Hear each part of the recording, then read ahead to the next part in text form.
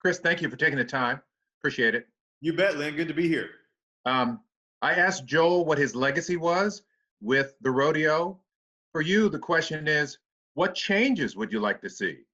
Yeah, there's short-term and long-term changes, right? I mean, when you're at the world's largest livestock show and rodeo, there's not a lot of things you have to fix. You just want to keep it going and keep the momentum happening. I think for sure, as we just think about the community we're in, a continued commitment to diversity and making sure that we're bringing in folks that maybe have never been here before. The mission of agriculture for me is very, very important. And so in saying that, I definitely want to be able to tell that story and get people to understand the food and fiber system and where their food comes from and so forth. So that's the first part. I think that's the long-term kind of vision. Short-term wise, obviously it's how do we react to what happened to us in 2020, right? And so what the vision here is to ensure that we can put on a quality presentation in 2021 and specifically make sure that it's safe and for folks to come out to. So in saying that, it's all about working together as a community, the vision of the 35,000 volunteers and all we do together and moving in the same direction.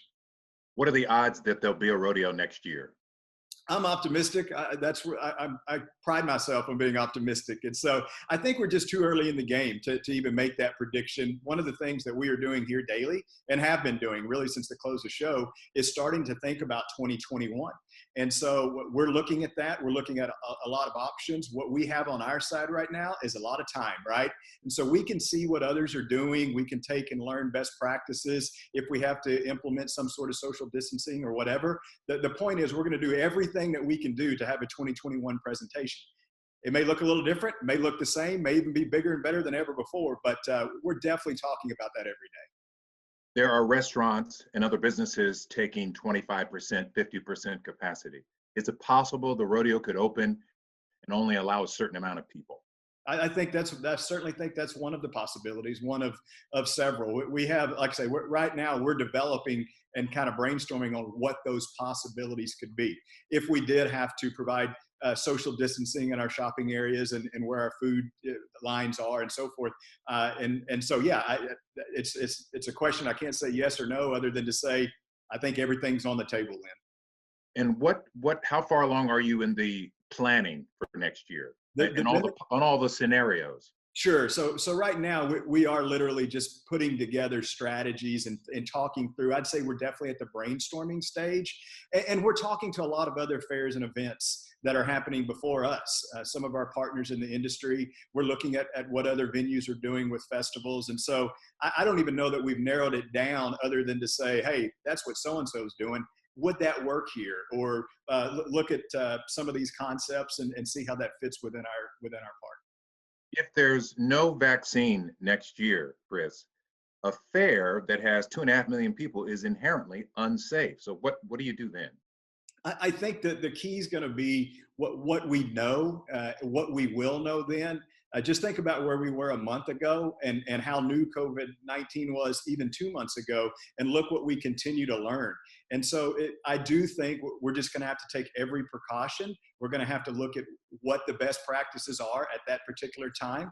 We've talked a lot about if certain people are immune compromised, what does that mean for their experience? And so I just think right now, we just have to continue to see what the science is telling us, look at the experts that know this and study this day to day in order to make the best decisions possible.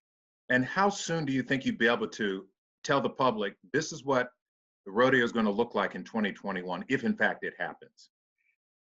That's tough because just as you know, we started and planned all along, and then 8 days in we shut down, and so it's really going to be it's a day-to-day conversation. And working with some other folks that are in front of us that have shows and festivals this fall, what I'm seeing, and as we're talking to them, they have kind of 60 and 90-day windows where they're looking at things and evaluating things. I can see us adopting that same practice of, by the time January 1 rolls around, yes, we'll have to start narrowing the scenario, so to speak. But we want to be as adaptable as we can for as long as we can to make sure that we can provide the product that is safe for the public, whatever that would be for 2021. How do you feel being president in this kind of crisis? The thing about being president here and the long history that we have with the show, and as much as it means to us, we know what the community does. We know how the community responds. We know the good things that we offer at the end of the show through our $27 million in giving and all that as we look at what we provide to the community. So I'm going to take that optimistic approach. There are no such things as challenges. They're all opportunities, right? And so there's opportunities here where I think perhaps we can get better and learn from it. We're just going to have to work through it as best we can and just continue to plow ahead. And I'm looking forward to that opportunity. So let's go back. You were talking about expanding, getting a more diverse crowd, et cetera. This year, when the rodeo was on, you had a K-pop. I would have never imagined K-pop at the rodeo. So what kind of ideas do you have in your head going forward? The typical saying I say is that not every entertainer is for everybody, but every entertainer is for somebody. And so in saying that, we just want to explore what folks want to hear and bring them out to see our rodeo. And because to me, the entertainer is just one piece of it, right? And so we know that the stadium typically will seat 1.2 to 1.3 million people over the 20 days. And then there's 2.4 million that come on the grounds. And so there's a lot, what we have to continue to do is not only show a diverse lineup in terms of entertainment, in terms of who's quote on a stage, but also just what we're providing around the grounds and hopes that what we can do is bring people in because they're interested in something. And then as they're here, they can go and see all the other things that we offer that connect to that ag mission, that community mission, those pieces that are about education, which are so important to us. You have your work cut out for you. I think we'll be talking again and again down the road. I very much look forward to it. And I just want to thank everybody here at the Houston Livestock Show and Rodeo for putting their faith in me. I also want to just say real quick, just how much Joel means to me. He's a personal friend, and he's given me the opportunity and has helped coach me really for many years. And just so thankful for all the community does to support this show, and particularly that volunteer base. It's just an unbelievable thing that's really not duplicated anywhere else. So we're ready to get started. I think I speak on behalf of all folks in the Houston area. We hope you're successful. Thank you. Thank you. Thank you, sir. We appreciate it. You bet. All right.